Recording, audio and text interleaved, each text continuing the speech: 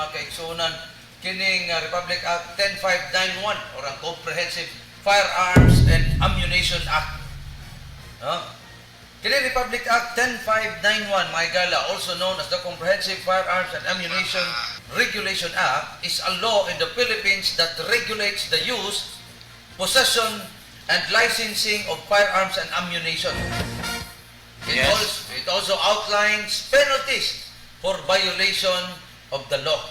Yes, of course, ato nilang sa tagsawa paglitok karong adlaw, no?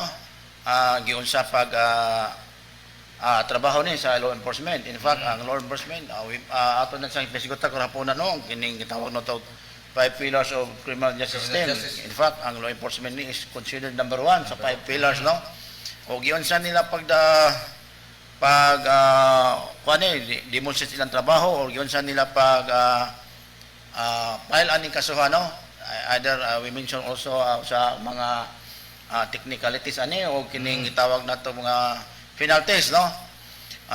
Mo na gingon nato atong ikuan ron i-recognize aning balaura tungod kay it is a right of qualified citizen to use licensed firearms for self defense. Pero before our mind nga kini nga balaura naatay special aning nga gingon nato nga aton